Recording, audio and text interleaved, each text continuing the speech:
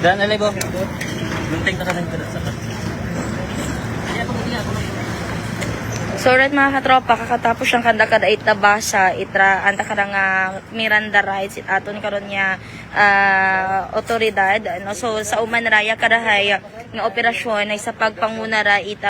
Kaugnay po ng mga operation ng ating mga kapulisan dito sa probinsya ng Aklan. Kahapon ay may nahuli na mga suspect sa isang buy-bust operation at milyon po ang halaga ng shabu na nakuha dito sa mga subject person. Sa ngayon ay makausap natin ang tagapagsalita ng Aklan Police Provincial Office, si Police Captain Aubrey Ayon. Ma'am, magandang hapon po.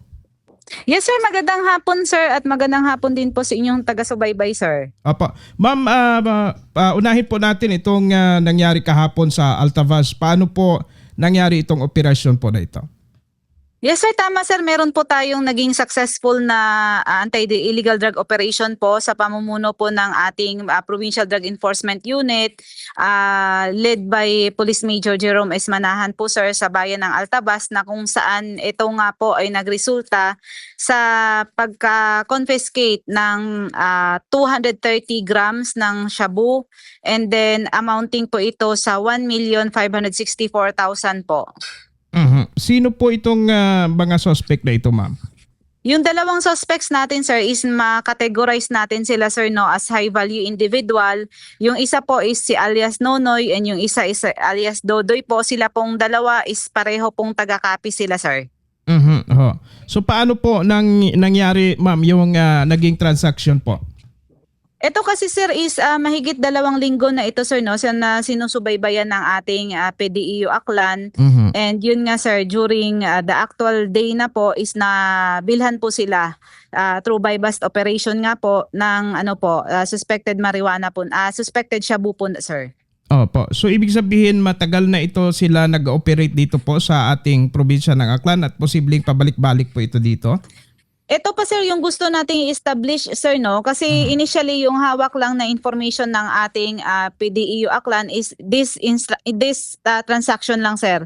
So sa ngayon sir, ito yung gusto ding i-establish ng ating otoridad kung gaano na ba katagal sila, frequency ba nila ng punta dito sa Aklan sir, or kung may connection sila sa iba pa mga nahuli sir. So sa ngayon sir, ito pa yung ini-establish natin sir. Opo, o kung ano ba talaga kung high value target ito, ibig sabihin baka sila rin yung mga nagsusupply sa mga maliliit na mga nagbibenta ng illegal na droga dito sa ating probinsya po. Yes sir, yun yung tinitingnan natin sir, and nakategorize kasi to sila sir as high value individual kasi po sa atin pong sa pagcategorize po kasi natin para pasok sila sa masasabi nating high value individual is pag nahulihan po sila sir ng 50 grams pataas. Since yung nahuli po sa kanila is 230 grams, so automatic po na may categorize po sila na high value individual sir. Opo. Sa ngayon, nasaan po itong mga suspect, ma'am?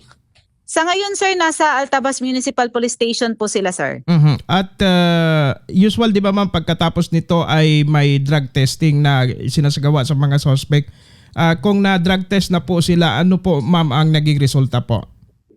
Yes sir, na-drug test na po sila sir no, pero awaiting po tayo sa result. We are expecting na within today po or maybe first hour of the day tomorrow po ang magiging resulta po sir. Opo. Sa lahat ng mga nangyaring operasyon ng mga otoridad ngayong taong 2026, ito po ba ma'am ang pinakang malakihan na mga na-recover natin po ng ating mga otoridad sa operation na ito ma'am? Yes sir, tama po yan. Sa loob po ng panunungkulan po ng ating Provincial Director na si Police Colonel Arnel Indico Ramos, and then bilang pagsilbi din ng ating head ng ating Provincial Drug Enforcement Unit, so far sir, ito po yung pinakamalaki sir. Pinakamarami pong nakuha during anti-illegal drug operation po. Opo. So ano po ang mensahe po ninyo ma'am sa ating mga kababayan po at yung naisip parating ng ating provincial director po sa mga nanonood sa atin? Yes sir, gustong iparating sir no ng ating provincial director na si Police Colonel Arnel Indico Ramos na ang pamunuan po ng Aklan Police Provincial Officer is nandun po, ganun po kataas ang commitment and dedication ng ating mga kapulisan para ma-maintain po ang peace and order ng ating probinsya and fully makamit po natin sir ang tinatawag nating drug-free province sir. And syempre sir, ito sir is hindi lang to success ng ating kapulisan sir, kundi ng buong komunidad natin sir, kasi malaking bagay sir na yung ganito kalaki na transaksyon, ganito karami na illegal na droga is na natin sir na intercept at hindi na po ito na i-distribute para hindi na nagbigay ng kapahamakan pa sa mga kung sino mang pwedeng nito sir, mapagbigyan nito sir. Imagine no, sa ganun kalaki 1.5 million pesos halaga ng shabu, marami talaga masisira na namang buhay yan dito sa ating probinsya ng Aklan. So may posibilidad na baka hindi lang Aklan yung sinusuplayan ng mga loko na yan, ma'am. Yes sir, yun nga yung tinitingnan sir no. Isa din sa mga ginagawa ngayon sir is yung ginagawang information sharing with the other counterparts natin sir, and counterpart natin na unit, counterpart natin na provinces, para maano din natin sir, malaman din talaga natin sir. Kaya nga sa ngayon sir, yung programa talaga ng ating provincial director is paigtingin ang seguridad ng mga borders natin sir, which is the Altabas bilang border natin siya or karatig bayan siya sir ng probinsya ng Capiz. Dito naman sa kabila sir sa Antique is Denabas and the Boruanga sir. Opo. Speaking of mga checkpoint at masigasig na pagsasagawa ng pagpapatrolya ng mga kapulisan, very effective ito. Nakikita natin ito dahil na ito nga yung patunay, yung last time pa na nalambat sa checkpoint itong matagal nang pinoproblema ng mga hindi lang dito sa Aklan kundi sa iba pang mga lugar, itong mga foreigner na nambubudol-budol. Ma'am, kwentuhan nga po ang ating mga tagapanood paano ito na lambat itong mga sinasabing Iranian national po. Yes sir, tama yan sir no. Isa tong malaking breakthrough talaga sir no, and patunay na effective talaga ang ginagawa nating checkpoint sir no. Kasi yun nga sa end, at the same time sir, yung immediate, yung agarang pag-report ng insidente sir o ng krimen sa ating mga kapulisan. Kasi ito sir, merong nabiktima sa bayan ng Balete and immediately nag-report sa kapulisan. And yun nga sir, ang pinaka-action taken sir is nag-conduct ng dragnet, yung mga karatig na municipality na doon sinasabing patungo ang mga suspects sir is nakapag-establish agad sir ng dragnet operation, which is the municipality of Altabas. So makikita natin sir ang alertness ng ating mga kapulisan, ang sigasig para lang mahuli yung mga suspetsado na to sir. Opo. Kumusta tong mga suspect ngayon, ma'am? Nakita rin natin na nanawagan yung pamunuan ng Aklan Police Provincial Office sa pamamagitan inyong Facebook page na doon sa mga biktima na possible na mga biktima pa nung mga foreigner na ito. Kumusta po yung yung feedback ng mga tao? Ilan na na natin, nakita na natin kung ilan ba ang possible na mga biktima pa po? Sa ngayon kasi sir no, almost every day kasi may mga karagdagang nag-i-inquire sir eh.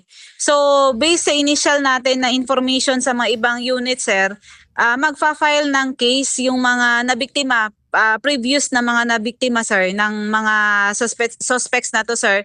Magiging regular filing siya sir. Pero yun nga sir, natutuwa tayo sir at naging positibo ang naging feedback, naging naging reaksyon ng ating mga mamamayan kasi maraming nagtanong, maraming nag-report na sila sir is nabiktima sir. So malaking bagay ito para mabigyan talaga ng hustisya sir at mabigyan talaga ng karapat-dapat na leksyon ang mga nasabing suspects sir. Wala pa tayong bilang po ngayon kung mga sa pagtansya lang kung mga ilan po ang mga nag-report na nabiktima po rin po sila. Wala pa tayong exact na bilang sir no, pero kung titingnan natin dito pa lang kasi sir sa probinsya na Aklan, meron ng sa Altabas pa lang sir, merong sa Banga pa lang sir, parang meron ng dalawa sir, meron din sa Balete, meron din sa Altabas. So ito sir is dito pa lang sa Aklan. So we are not sure yet sir doon din sa ibang province. Pero sigurado tayo sir na meron ding magsasampa ng kaso from the other province naman. Kaso yun nga sir, on a regular filing of case na lang sir. Yung isa pang mga tanong ng mga tagapanood, ito bang mga suspect na ito na-filean na ng kaso at na nakapagpiyansa ba itong mga ito? Baka makalabas naman daw agad. Yes sir, na-filean yung mismong case na nangyari on that very day sir sa Balete is na i-file na po yung kaso sa theft. Sa ngayon po nasa custody po sila sir ng Balete Municipal Police Station po. Tinitingnan pa natin, hindi pa natin matiyak sir kung magfa-file ba sila ng bail or hindi sir. Aha. Na-check na kaya itong mga visa nitong mga ano na ito, itong mga foreigner na ito, baka baka expired na? May coordination na sir na ginagawa sa Bureau of Immigration yung ating pamunuan sir. Ito din yung isa nga sa mga considerations din ngayon sir na tinitingnan sir no. Kasi since they are foreign national sila sir, ang tinitingnan din sir is kung yung pagstay nila dito sa atin sir, sa Pilipinas sir. Opo. Yung sasakyan na ginamit ma'am, kumusta po yon? Anong mangyayari po doon? Yung sasakyan kasi sir is part siya ng sir, magiging kaparte siya sir ng investigation, magiging kaparte siya na ebidensya. So may mga ilang proseso pa sir na sinusunod para sa karagdagang investigasyon na may kaugnayan yung sasakyan sir. Opo, sa kanila po ba yon or nirintahan lang po? Accordingly sir, ito sir is nirentahan lang sir. Merong merong natukoy sir yung HPG natin sir na nag-claim na sila yung may-ari sir. Rental sir, company. Ganon siya sir. Dito rin po sa Aklan na rental po or sa ibang lugar po? Sa ibang lugar sir, sir. Hindi natin pwede mabanggit ma'am kung saan na lugar. Sa ngayon sir is hindi pa natin maano sir kasi ayaw din natin na ma-compromise yung negosyo ng sir kasi syempre baka matag din ba sila sir. Pero Opo. yun sir, yung atin lang sir na gustong ipahiwatig sa ating mga tagapakinig sir is ito sir is iniimbestigahan na rin sir as to kung ano pang ibang mga naging sir ng gamit ang sasakyan na to sir. Opo. So ibig sabihin dito wala naman pong connivances mula dito sa suspect at saka sa nagparenta ng sasakyan. So yung sa ngayon sir is hindi pa natin ma-establish talaga sir. Kapart siya sir ng ginagawang investigation sir. Opo. Pero yung pagparenta po ay may yan ng kumbaga ay yun pong may permit or legitimate na car rental po company. Yes sir, initially sir is ganun yung tinatakbo ng sir ng information sir. Pag nagamit ang mga car rental na ito na mga sasakyan na nirentahan, sino po ang may sagutin diyan ma'am? Pag nagamit sa mga krimen? Tinitingnan kasi natin yan sir no kasi syempre dapat immediately sir yung pinaka-direct talaga sir syempre may participation talaga doon sir yung kung sinong mismong gumamit. Pero tinitingnan natin sir as to kung ano yung magiging liability or kung may liability ba sir ang nagparenta sir. Yun lang talaga malaking abala kasi hindi makuha nung may-ari hanggat hindi pa natatapos ang investigasyon po. Yes sir, tama yun sir kasi may mga proseso pa tayong gustong sundin sir. May mga proseso tayong dapat sundin sir para din sa kaukulang kaso kasi sir. Opo. So ma'am, maraming salamat po. Congratulations sa ating mga kapulisan dahil eto na mapanatag na yung mga negosyante, yung mga kababayan natin dito dahil nahuli na itong mga foreigner na ito kasi sa tingin natin kahit dito sa amin maraming nagre-report na maraming na biktima, hindi lang basta kaunting pera kundi mostly may 80,000, may 20,000. Ang daming mga nabibiktima. So ngayon makapagnegosyo na itong mga kababayan natin ng walang pag-aalinlangan na baka mamaya may dumaan na naman ng mga ganitong klaseng ang budol-budol dahil nahuli na po ninyo.